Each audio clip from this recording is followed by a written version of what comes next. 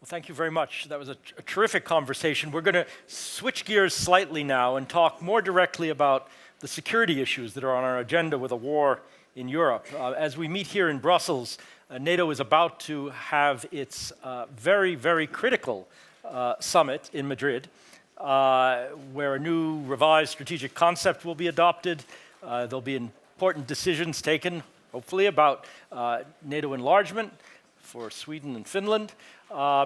It's an important time. We're also very pleased to say that we're part of an event that's actually going on there in Madrid, which is the NATO Public Forum, which is a very large side conference, actually part of the official agenda. And we're very, very grateful to our friends at the NATO Public Diplomacy Division. Baiba, thank you very much for allowing us to be part of that, along with a number of other partners. And that'll be a great discussion. We're going to be able to bring some of that conversation to you here in this room on Wednesday, and we're very much looking forward to that. We also are privileged to have with us, alas virtually, but you'll understand why, NATO's Secretary General, Jens Stoltenberg, who you will now be able to see. So please do watch, and we're glad he's able to join us. Thank you. Thank you very much. Ladies and gentlemen, dear friends and colleagues, thank you for inviting me to the Brussels Forum, Heather, and congratulations to everyone at the German Marshall Fund for 50 successful years championing transatlantic cooperation. I look forward to continue to work together with you, not least at our Madrid Summit Public Forum, which starts tomorrow. This year, we also celebrate 75 years of the Marshall Plan, an unprecedented act of generosity and foresight, born from the ashes of two brutal world wars. As Secretary Marshall famously said, this was a policy not directed against any country or doctrine, but against hunger, poverty, desperation, and chaos. The United States allocated over 5% of its GDP at the time to rebuild a broken Europe. But beyond the billions of dollars, the Marshall Plan reimagined relations between nations, built on cooperation, not confrontation. It underpinned European integration, which in turn paved the way for the creation of the European Union. And it led to the establishment in 1949 of our great Transatlantic alliance. NATO has been an anchor of stability and an engine of peace and prosperity ever since. Today, we face another pivotal moment for our security. Russia's invasion of Ukraine has shattered peace in Europe. And authoritarian regimes like Russia and China are shaking the global rules and foundations that have kept us safe for decades. So we need a bold strategy for our new security reality. And this is why we will take important decisions at our transformative summit in Madrid. We will agree a comprehensive assistance package for Ukraine to further modernize Ukraine's defenses and strengthen their resilience and security institutions for the long term. This is in addition to the billions of dollars of military equipment, economic aid, and humanitarian assistance that allies have already provided to help Ukraine uphold its right to self-defense. At the same time, we will significantly enhance our own deterrence and defense, making NATO even stronger and more agile across all domains: land, sea, air, space, and cyber. We will also defend our democratic values, open societies, and a global rules-based order, at a time when they are under unprecedented pressure. We do not do this alone, but together with our like-minded partners from Europe to the Indo-Pacific. And I welcome that the leaders of Australia, Japan, New Zealand and the Republic of Korea will take part in our summit for the first time.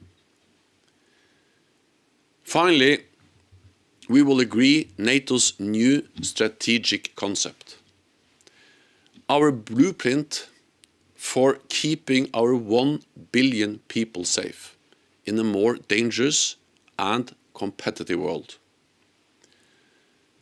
As Secretary Marshall showed us 75 years ago, our boldest visions are often born in our darkest hours.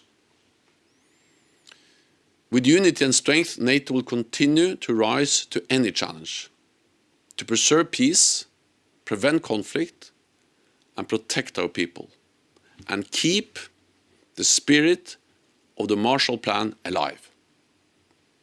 So thank you again, and I look forward to a successful summit in Madrid.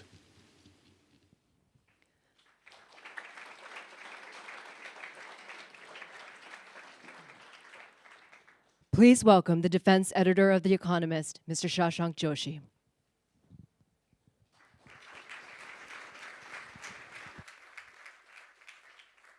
Good afternoon, everyone. Thank you very much for joining us. As we heard from Secretary General Stoltenberg just then, there's a feeling that this is a really pivotal moment in European security. This is one of those years in Europe we'll look back on, 1968, 1989, those key summits, those key crises that have shaped the defense, security, political architecture of Europe. This is a very important week. We've just had we've had European Union summit, we have a G7 summit, we are a day away from a NATO summit, and therefore to discuss all this, I am delighted to welcome a fantastic panel who I'd invite to join me on stage, please. We have the Honourable Mircea Joanna, the Deputy Secretary General of NATO. We have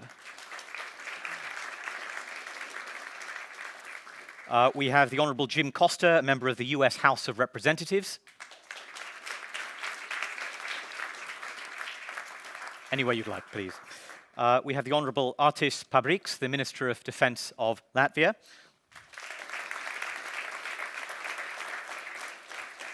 And I should have said not content with being the Minister of Defence, he is also the Deputy Prime Minister of Latvia. And we have Natalie Tocci, the Director of the Institute of International Affairs in Italy.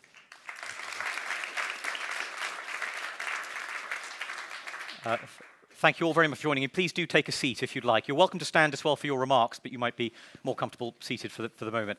I think I've got to begin with you, Deputy Secretary General. You have just come from a NAC meeting, North Atlantic Council meeting, just before this, raced straight here, and therefore it's, I think, important we hear it from the horse's mouth. Can you give us a sense of the mood in the Council, how it's changed perhaps over the last few weeks, and whether those loose ends for the summit that we've been discussing, particularly the issue of Turkey's objection to Finnish and Swedish NATO membership, the questions of the precise form that NATO's new military posture will take, whether these loose ends are being sewn up ahead of the summit. And I'd ask all of our panelists to keep it quite brief in their remarks as we have to pack a lot into this hour. So, Deputy Secretary General, please. Okay, after we heard from our Secretary General, it's very difficult to follow suit, but we appreciate enormously what the GMF is doing, and the Brussels Forum in particular. As we speak, he's continuing his efforts to offer his best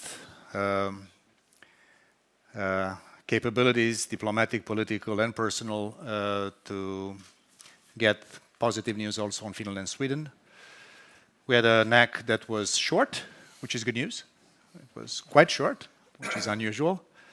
And I think we are pretty much ready for a transformative summit the next few days in Madrid.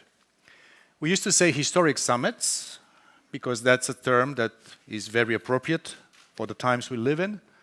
But I would use the term transformative, because what we'll be doing the next few days, in conjunction with the EU, with the G7, and our American friends and allies, will reshape the way in which European security and global affairs will look like for many, many years. The strategic concept that the Secretary General referred to is a blueprint for massive transformation, not only on deterrence and defense, and my good friend Artis will be speaking probably more about that. That's very important for the eastern flank.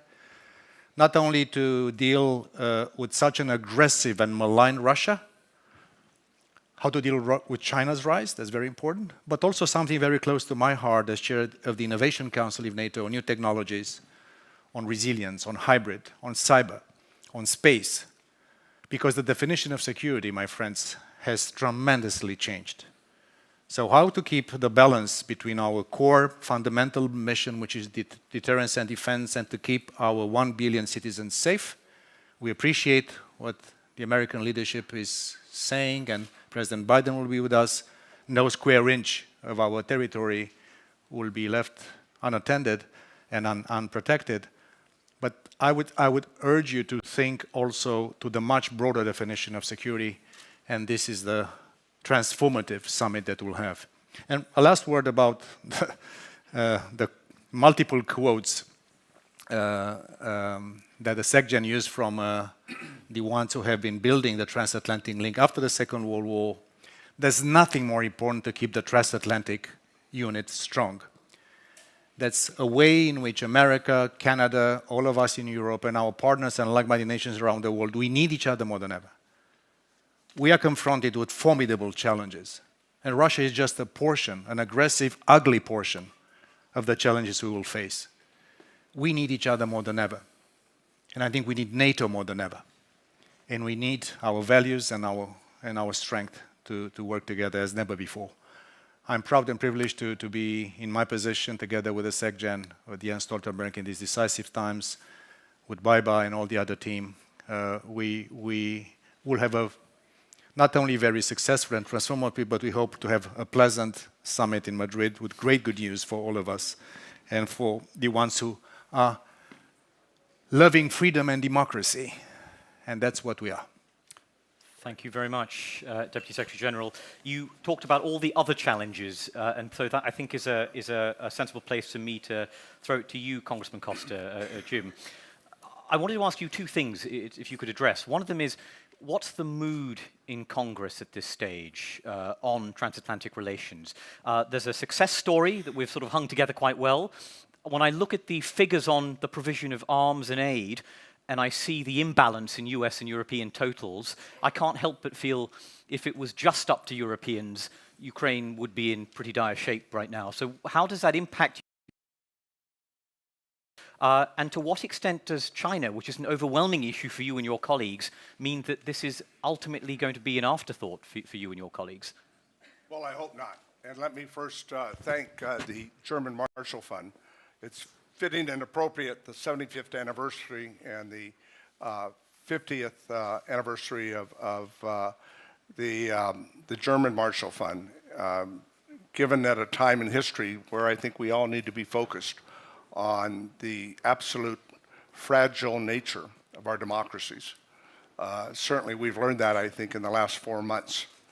And so it's fitting and appropriate as we think back on our history, and too often I think we forget about our history, what it took after World War II and the success of not only the Marshall Fund, but then NATO, that was the foundation following the Marshall Fund, and then the European Union with Monnet and Schuman and the incredible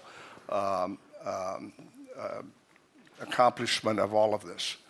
The world has changed in 4 months. Think about it. In 4 months, Finland, Sweden joining NATO 4 months ago, think about that. The European Union initially providing 500 million euro for Ukraine and then double down with 6 billion euro. I mean, think about that. I mean, forever neutral for 300 years, now cooperating with sanctions. The world has changed in ways that we could never anticipate 4 months ago.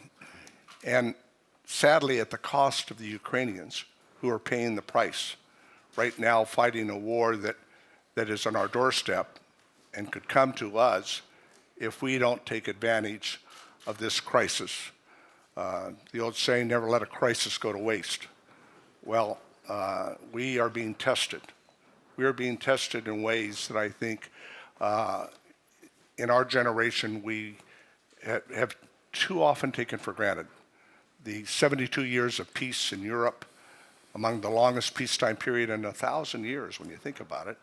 And it's all a result of institutions we created post-World War II that have worked until Russia's invasion of Ukraine.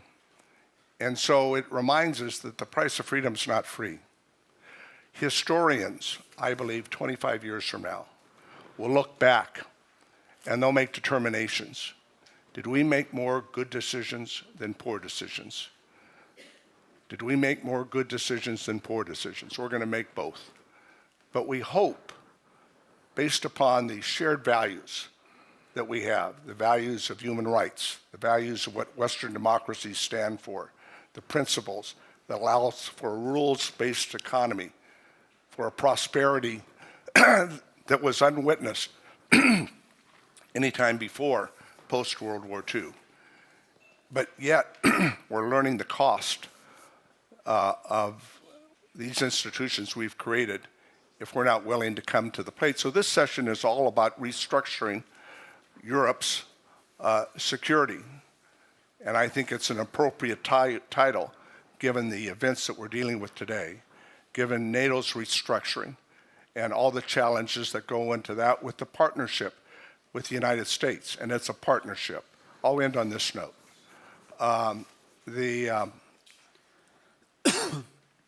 The success that we've achieved together should never be taken for granted. The fact is that I think too many in today's generation think that this peace would just go on forever and that it would not require a commitment on behalf of democracies to continue this success in the 21st century. We're being tested. This is the test of our generation. And ultimately, it will be determined whether or not we're capable of meeting the test before us today. And that's why this forum is so important. It's why the NATO meetings this week are so important, and the G7 meeting the last several days are so important, because this is the test of our time. Thank you. Thanks very much, Congressman. Minister Pabriks, let me go to you. I think expectations for this summit are quite high. We've heard it described as a transformative summit. We heard Secretary Stoltenberg talk earlier about the expansion of high readiness forces on the continent to over 300,000 declared to NATO at high readiness across Europe, a sort of a huge increase on the present level. The battle groups in the East are also expected to be strengthened by various countries, and of course you host one of these battle groups. I wanted to ask you where you think the bar for success is. When we come out of the summit on Thursday, when leaders go home, what will you be happy with? I've heard talk from your neck of the woods and from your country and from your neighbors on expectations of brigade formations, divisional headquarters, integrated air and missile defense, really high expectations. And is there a risk we're going to come out on Thursday and fall short of this? What do you expect to see? Well, I think, in short, expectations are, at least in the Northern and Eastern Europe, which is a front line at this moment, that the words, what we say, will correspond to the deeds. And to check that, we will not be able exactly when summit will end on 13th of June, because this summit as a transformative should basically initiate quite large transformation, what we hope for in Latvia, in Baltic countries, in Poland, in Northern Europe. And that job, what will be done in the following months and years, will really determine, do these deeds correspond to the words? Because as just previous speaker mentioned, we have to remember about fragility of democracy, but at this moment we have to remember that there is a very, very strong fragility of security and safety. And people in many countries which are member countries of NATO and which are upcoming member countries of NATO do not feel safe anymore. And they are judging now also us by our deeds. How do we help Ukraine? Because, all right, Ukraine is not a NATO member country, and we always can say, well, we can't help because it doesn't apply paragraph 5 to Ukraine. But on the other hand, as you do one thing, you do many other things. So if you cannot provide timely with assistance Ukrainian army, if you do not have enough capabilities, if you do not have industry in the place, if you do not have a political will in the place, then obviously this transformation process must happen extremely quickly. It must happen, first of all, in our minds. It must happen in our economy, because actually we must understand here, particularly in the Western, or I would say Western Europe, that we are living in a war. There will be no more situation like before, and you cannot avoid this. This is a question about the Western society's resilience. There will be no coming back. The war will not end in a week or months. There will be no chance again to get that gas, oil, coal, etc. So we must understand where we are in, and we must face reality. There's no time for nice talks and political correctness. There is a time for reality check. And the reality check is, first of all, mirroring what we are doing versus Ukraine. And that means also what we can do to provide ourselves with security. If I have to be even more direct, I would say at this moment, and I'm here a postman, don't shoot me. I mean, if you're looking from the Baltic or Latvian perspective, we can see 3 large countries, more or less large countries, which are really doing a lot to assist Ukraine, which is United States, which is United Kingdom, and which is Poland. And then you have 3 small countries which are doing more than actually would be required, which is Latvia, Estonia, Lithuania. The rest must need transformation faster, because time is running, people are dying, and this is what we expect from the NATO summit. Deeds corresponding to words. If you want to defend our values, then remember, the world is watching, Chinese are watching, others are watching, and first of all ourselves, we are watching. So that's in brief is our expectation. As far as technical details, of course, we want a presence, larger presence in the Baltic countries as soon as possible. We want forward deployment of not only troops but equipment. And first of all, we must see the political will to do the things, to look into the eyes of this aggressor Russian country, which has nothing safe, and to be capable to endure that gaze. That's important, because they understand strengths. And at this moment, when some people are telling, look, we don't need to escalate and we don't need to provoke, I think we have been provoking Russia for years, in fact. We have been provoking Russia for years. But when I'm telling that we have been provoking Russia for years, I'm not referring to those Russlandsverstehers, which were telling they just don't do anything, then bad things might happen. Provocation was a not correct answer in 2008 when Georgia was attacked. Provocation was that we did not assist Ukraine as much as we needed when Crimea was annexed and Donbas area. Provocation was when we did not enough, when Belarus is basically under the control of Russians. So let's not provoke Russia. Let's simply look into the eyes of Russians and make our deeds to correspond our words. That's it.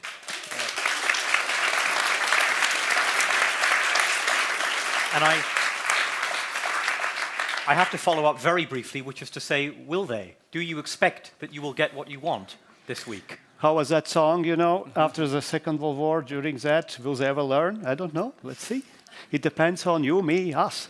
Okay. Political will, as you said.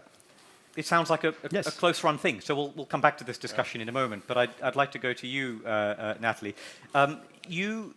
You obviously understand EU foreign policy intimately, so I wanted to ask you about something we haven't touched on, which is the EU's role in this.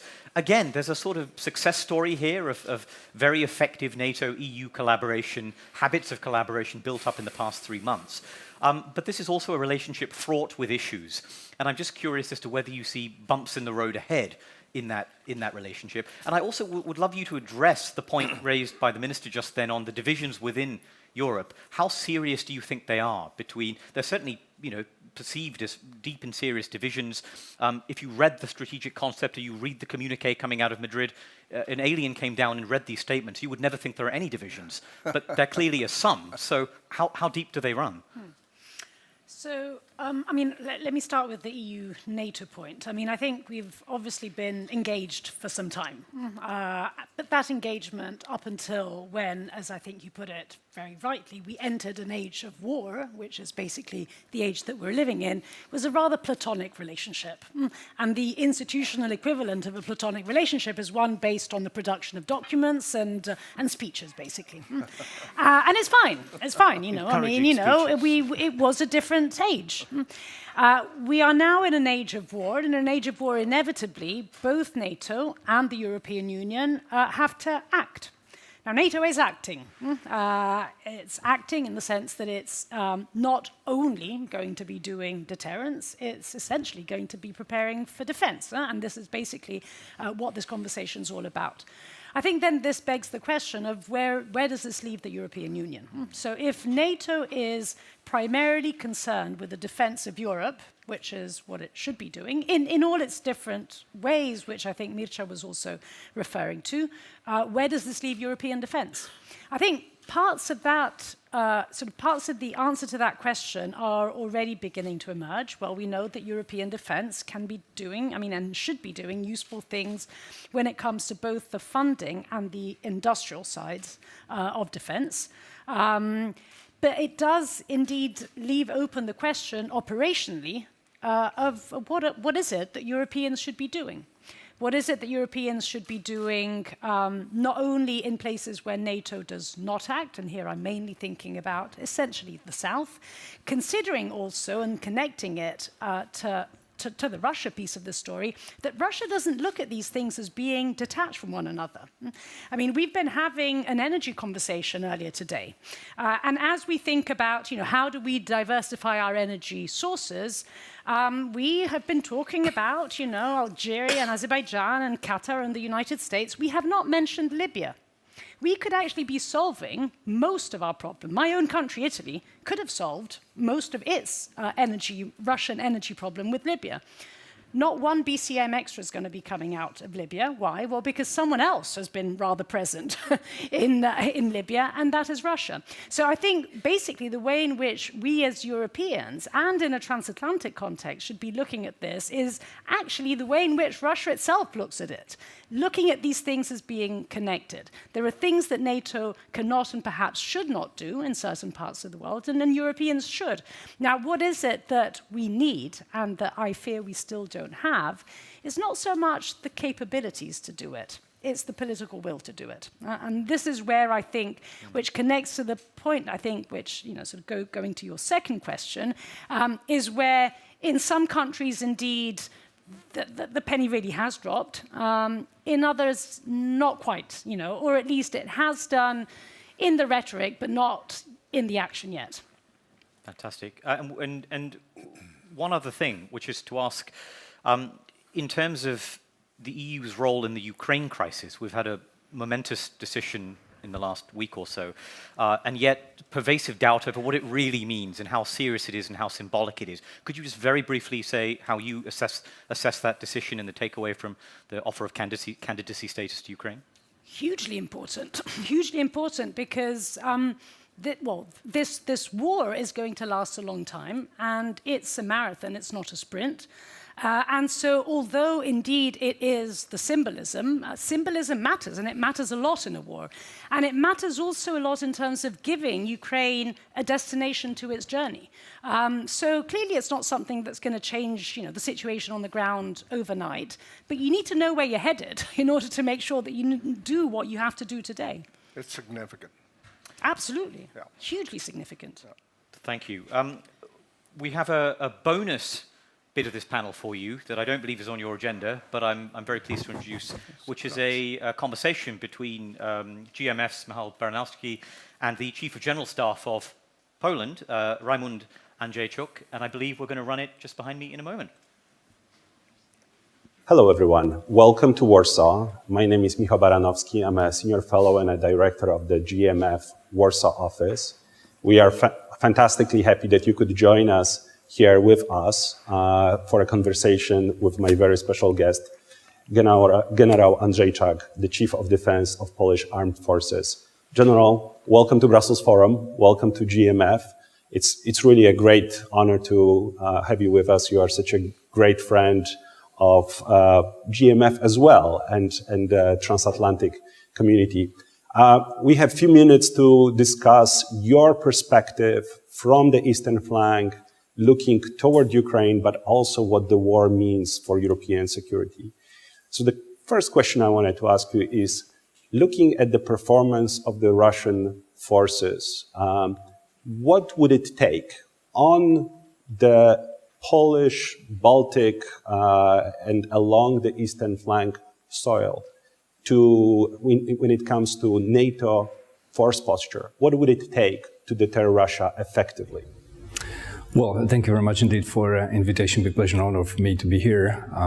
First impression that you're going with your introduction is Eastern flank or Eastern front. That's the sentence I'm using very often last time, because this is not the flank right now. We have airplanes flying, we have an artillery barrage, we have a conventional war right now very close to the Polish border. So there's no doubt it is not a flank, it's a front, the real war. Second thing I think would be very important and useful for a conference will be very purely Polish perspective. If you're asking me about Russia, I would say nothing new, nothing really new. 1,000 years of history, and from the Polish perspective, we are not surprised what they're doing. Mm-hmm. Military instruments of power is a natural behaving. Russia is permanently at war. Russia is at war conventionally, Russia is at war in the cyber, in the cognitive domain, new generation, it is describing, but really Russia is at war. So for Polish army, for Polish community, for our perception is nothing really new. The most important is kind of a wake up in Western society, looking again on a map and studying again carefully region relations, connections, tools, assets we have. And I think it's the last momentum for really big waking up. If you had a crystal ball, knowing what you know about Russian military, about NATO, what is the message that you wanted to pass on to the participants and speakers of Brussels Forum? Of course, there still is a political dimension, so we're waiting for political guidance and then going down to the details in the military domain. But I would say we have to consider increasing numbers of the conventional forces closer to the eastern flank or eastern front. And if you ask a soldier, there always will be an answer, not enough, and I would kindly ask for much more. That's a great message for our thinkers, participants. General, it was such a pleasure to host you and to have you with us. And back over to Brussels. Oh, thanks very much for that.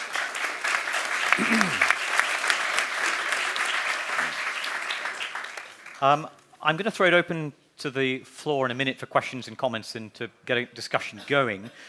I'd first like to go to the floor here to Maria Lane. You're the Vice President at Boeing. And it strikes me that a lot of the conversation we've had has been about the sprint bit of this, the strengthening forces on the Eastern Front, high readiness forces, the here and now. What you talked about was the marathon aspect of this. And it strikes me the support we're giving to Ukraine, as you know better than anyone else, we're eating into our own stockpiles. If there's going to be a long campaign, we're talking about extraordinary levels of consumption of things like ammunition, attrition, levels we haven't seen in Europe for many, many years and perhaps didn't even expect. So from a defense industry perspective, we'd love to hear your view of this. And I'd particularly like to hear how elastic and responsive US and European defense industry really is. If this turns into a long, grinding, attritional campaign, political will is one thing, but just the ability to produce this stuff is another. So, Maria, please. Absolutely. Thank you very much, and thank you to the panelists. Really appreciate your insights. And I appreciate the opportunity to offer some perspectives from the defense industry perspective. There's no doubt NATO, of course, has been a cornerstone and a linchpin to the transatlantic collaboration on defense support and security requirements, and certainly also for defense industrial collaboration. And I don't think we can lose sight of that, how important that really is, in addition to, of course, the most important aspect being the role of government and industry collaborating together to really assess the situation and what needs to be done. Right now, the defense industry is going to be absolutely critical to addressing the security environment in Europe on a couple of different fronts. One of those, as you just alluded to, is replenishment. Replenishment of the stockpiles, which have been burned down at a very rapid rate as we are all trying to support the efforts in the Ukraine. We have had numerous urgent meetings, both with the White House on the US side. Here in Europe, we are diverting munitions, weapon systems from third-party transfers of countries that were in line to get them first, making sure that they're first coming to Ukraine, doing all that we can to continue to support the governments in those efforts. But there's another key point, is after that, replenishing. Now, after replenishing, we have to also replace. And particularly in the Eastern European countries that are still filled with a lot of legacy systems, Soviet-era, Warsaw Pact systems that are perhaps not as technologically advanced, we really need to take a look at how can we support the continued replenishment, replacement of the most advanced capable technologies, and fulfilling those capability gaps. Because as you said, you touched on a very important point.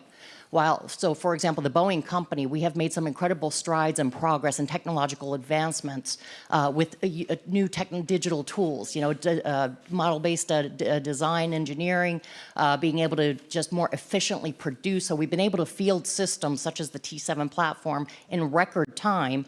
But having said that, even on mature platforms, it still takes time to field very complex aerospace and defense equipment, so that the lead time away from the date of a contract award could still be several years out. So I think it is incumbent upon us as government, as NATO and industry, and through the transatlantic collaboration, really identifying where are those key capability gaps and who is in the best position to fill them through collaborative efforts, because that is something that's going to really impact the security environment. Industry is ready to support, but we also feel that sense of urgency and urge NATO and the governments here in Europe to continue to act with speed and efficiency so we can help do our best to support your efforts. Thanks very much. I have a dizzying array of questions already, so I apologize if I haven't caught everyone's eye. I'll take them in groups of three. There was one over there, and we have one at the front, and then over there, please. So why don't we start at the back there? Oh, well, there are two over there. You can take them both briefly if you don't mind going one after the other. Hello, Teresa Fallon, Center for Russia, Europe, Asia Studies. Fantastic panel. I have a quick question for Natalie Tocci or any other panelists who would like to chime in about how you envision better EU-NATO relations. You said it's platonic, they have these papers, but we also see that the EU needs to do more. There's talk of burden shifting towards NATO, but what is the EU going to do? And then the other elephant in the room here is China. So how does the EU expect to do more activity, say, in the Indo-Pacific? What can be the division of labor there? There are certain things you can do, like diplomatic representation, aid programs. What is the EU going to do there? So a bigger foreign policy. We've heard the word geopolitical thinking, but I'm seeing more regional thinking. Thanks. And just next to you. And I'm Roland Freudenstein, the Vice President of GlobeSec, which is a leading think tank in Central Europe. And here's my question also to Natalie Tocci, because I wasn't entirely satisfied with your response to Shashank's question about cleavages in the European Union. And, listening, frankly speaking, I'm German myself, right? Don't hold it against me. But listening to some continental West European leaders, you have the impression that the people who are wrong about Putin for 15 years are still trying to tell the rest of Europe how to handle Putin. How do you see the future of this confrontation with Russia? Are we really staring Putin into the eye, as Artis Public said? If I look at my own chancellor, for example, who still cannot bring himself to pronounce the words Russia has to lose and Ukraine has to win. I mean, even Macron is already at that point where he says, yes, Ukraine has to win. So, sorry, a cri de cœur. un petit cri de cœur here from my side. Thank you very much. Got it, okay. You're not allowed to ask Dr. Tocci a question. She's lining them up. Go ahead. Yeah. Well, what else can I say after that? So, right, Ciprian Stănescu from Romania. So apparently we're winning the war on hearts, and everyone is rooting for not just Ukraine, but for all of us in the same time. But it's a very long-term game. So my question to all of you, but in particular to President Jonna, is related to disinformation and cyber threats. We're talking about tanks and rockets, and etc. But there's a deeper long-term war that we're fighting for many years, in particular disinformation, not just cyber attacks. So thank you. And before I go back to the panel, one more over there, please. Thank you so much. My name is Miranda Tkabladze. I come from Georgia. So there are only 7 countries in Eastern and Northern Europe that actually share physical border with Russian Federation. As a representative of one of these 7 countries, I have full experience being a guardian for the Europe security net. So what do you think that the European Union shall have a separate and more intensive cooperation framework with those countries in Europe that really share the actual physical border with Russia and experience critical occupation of their territories on a daily basis? Thank you. Thank you very much. I think we should start with you, given you had the lion's share. Why don't you offer your response? Okay, so first on Teresa's question.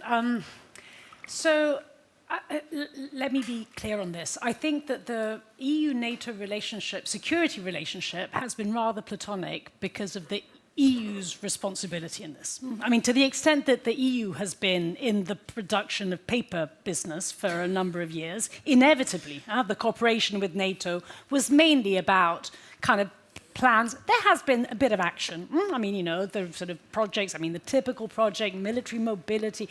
But to be honest, it's mainly been rather bureaucratic in nature, essentially because the EU has been in a more preparatory stage, in a sense. This is why I'm saying, well, now it's time for action. Now, I don't mind where that action is. It could be anywhere. I mean, if we would let's have it in the Asia Pacific. Let's have it in the Southern Mediterranean. Let's do it in Africa. As long as it's somewhere there has to be some action rather than simply talk about being geopolitical. So, I mean, take your pick. But I think, we really have come to the point where if we're serious about European defense, we have to see some of these things actually happening in practice. Now, on the divisions question, I'm entirely with you when it comes to, sort of Berlin. Some of the remarks made by President Macron, I think possibly now he's beginning to sort of see the light. But let me say one thing. Let us not fall into a trap which I think Putin wants us to fall in. And that is a trap which basically says there's Western Europe and Eastern Europe and we're divided. Look, I mean, okay, let me be the sort of quintessential Italian here. My own government has been at the forefront of supporting Ukraine's EU candidacy. The visit with Romanian president, Italian, French, German, this was straddling East and West. This is exactly what we should be seeing. So I don't want to sort of paper over the divisions, but I think we should be extremely cautious in not exaggerating, especially the geographic nature of those divisions, because I don't think we're doing ourselves any favors. Great. I'll come back to disinformation. Would either of you two like to pick up any of the points from there or any of the other questions? Well, I can. Yeah, please. Well, only on this or on full 5? Because as far as the narrative... Be judicious, since we only have 12 minutes left, okay, so take your pick. Yeah, well, as far as the information, you see, we have been basically failing to counter authoritarian Russian information campaign. We did not have enough resilience, again, particularly in the Western, sorry for geography. In this war, you mean, in the course of this conflict? Yes, and also before. Well, even before. Surely before. Why? Because Russians already won, in certain sense, the minds of people in Europe, because they managed to get these people to think in a doubtful sense about themselves. And we are picking their narrative. For instance, we are agreeing automatically on how they are putting the things. For instance, Donbas rebels or something like this. There are no Donbas rebels. They can't simply go to, I apologize, to restroom without allowance from Kremlin. And many, many other things. Another second thing, then I finish. Another thing about industry. Look, again, world is watching. Russian economy is maximum 3% from the world. Our economy with our allies is 50%. Isn't it a shame we cannot manage this and very quickly? So if 50% cannot win 3%, we should go home. Congressman, I'm going to come back to you on that in just a second, but actually, since we're on disinformation and that question was addressed to you, could you give me any... NATO has talked a lot about disinformation, and it'll presumably be in the strategic concept and more prominently than in the past. Can you give me any tangible sense of what you're actually doing about it as an organization that gives us a sense it's not just a plan, it's not just a concept, it's not just a vision, this is actually making a difference to this problem? First of all, thank you, Ciprian, for the question.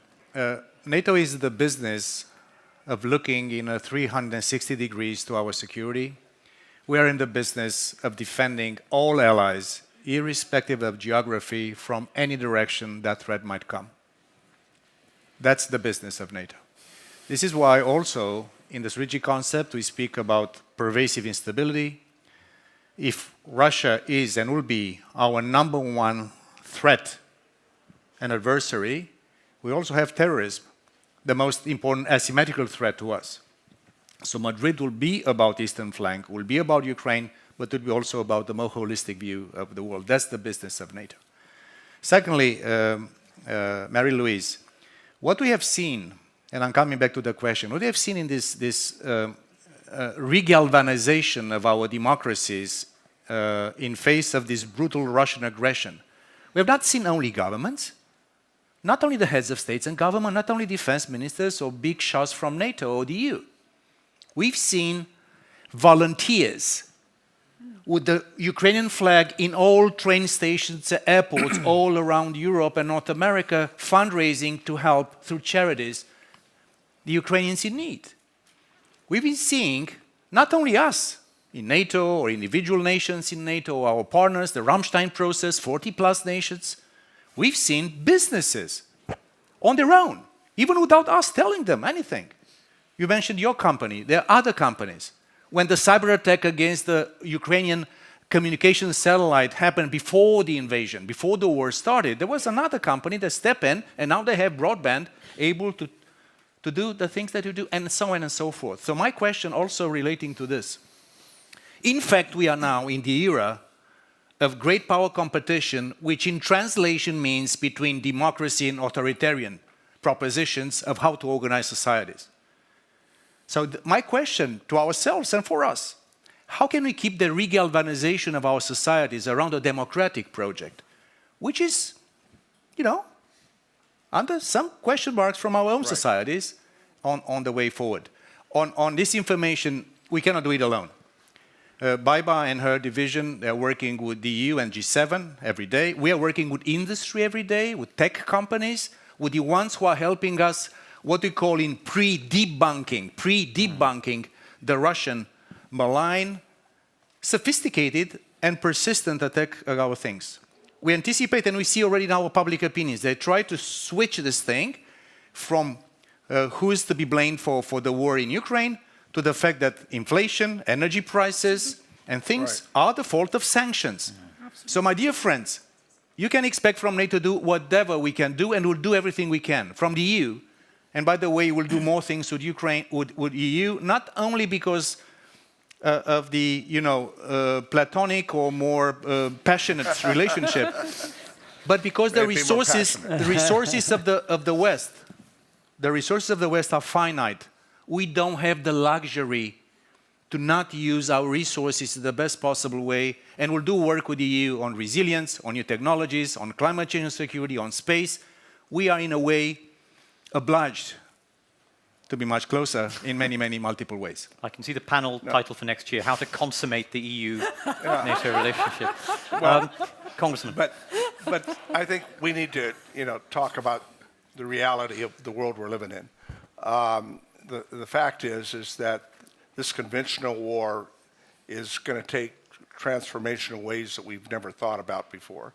And whether we're talking about conventional defense or just the social media. I mean, Putin, I call him the pariah Putin. I've been sanctioned in the Kremlin, one of 300 members, and I'm very proud of it. Congratulations. Yeah, I'm not, yeah.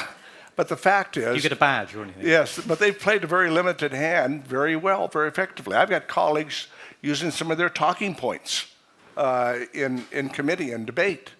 And they don't realize that these are put up in some, offices in St. Petersburg to really confuse Western constituencies as to what the real nature of this war is all about. We're all in this together. And we've got to sharpen our game in ways that we have not done so in the past.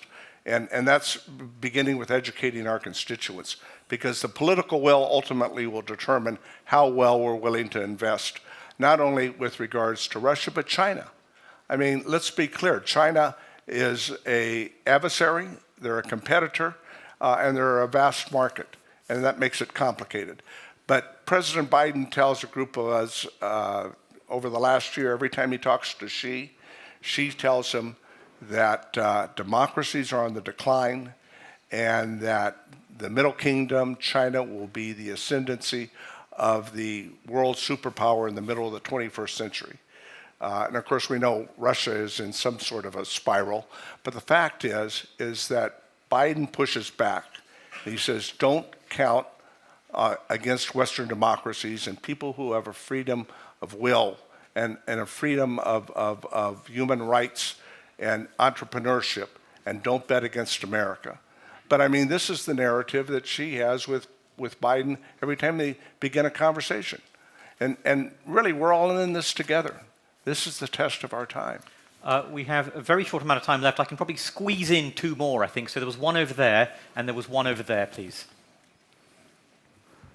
Yes, thank you so much. Thank you for your time.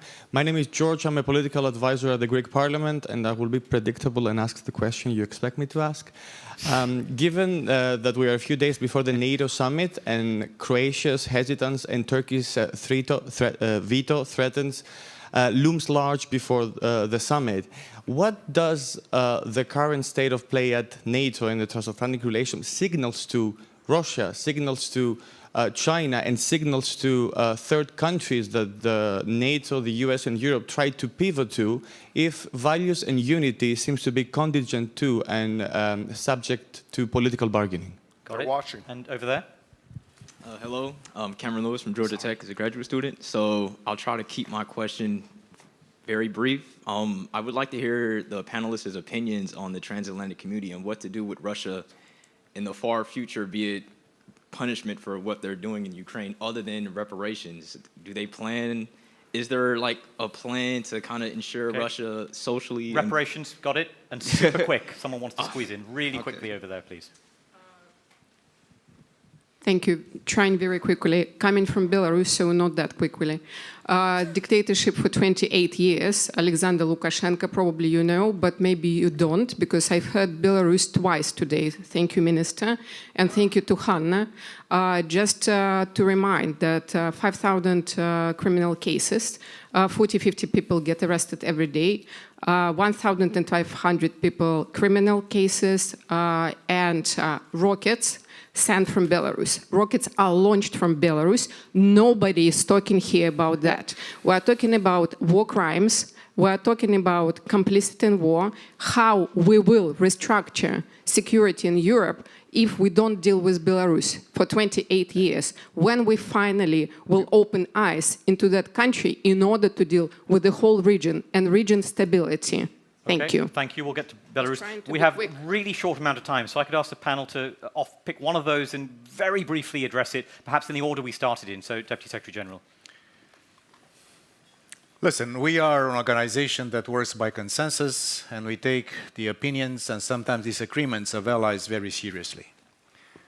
I'm confident that with the exceptional contribution of the Secretary General, we will be welcoming 2 new members into the alliance pretty soon, and this will strengthen, including the Baltic region. This will add strategic depth and will be bringing two superb democracies and two very important military establishments to the strength of our alliance.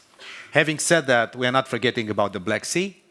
It's under immense pressure. We are not forgetting about Belarus. We are not forgetting about many other places. What I just want to say, the unity that we have displayed over the last few months, we know that it's not easy to maintain it in the long haul. That's politics. That's how we all are. But I think if we managed in this very painful wake-up call from a resurgent, aggressive, brutal, aggressive Russia, I think we have to understand that there is something that all of us, despite our regional competition between our national interests that are sometimes diverging, that's a fact of life, that we are in this together.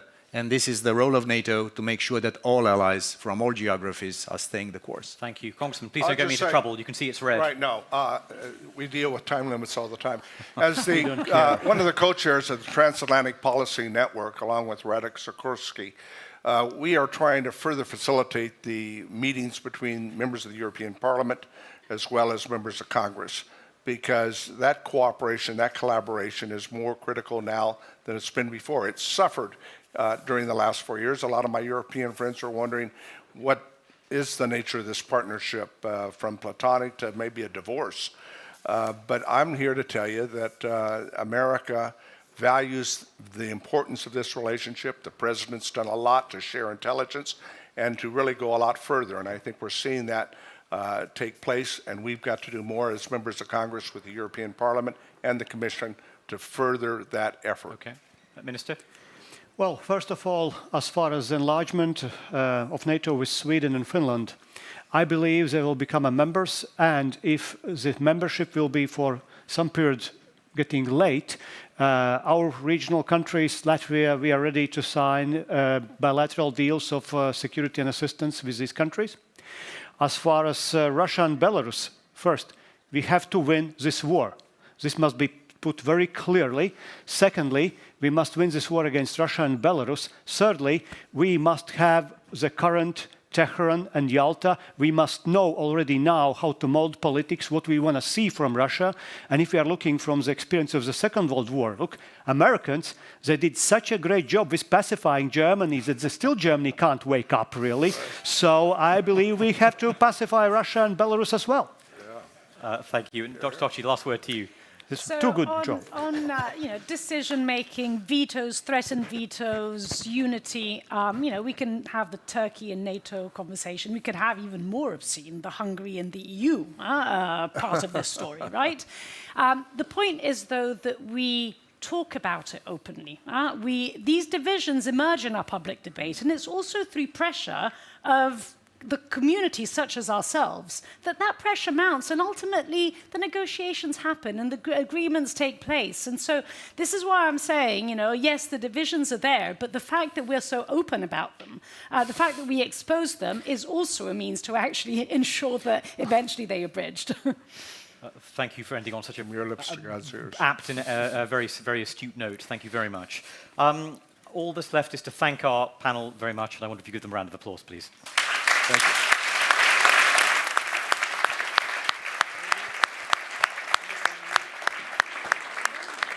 And I will hand over back to Heather Conley. Well, thank you. Now that is, whoops, I'm going to make sure I'm on here. That is a happy panel walking off. Thank you, Shashank. Thank you so much. That was a great, great conversation. Okay, if you attended and heard my opening speech, okay, team, and if you weren't here for the opening speech, have someone ask what I'm talking about. Okay, team, are you leaving the field?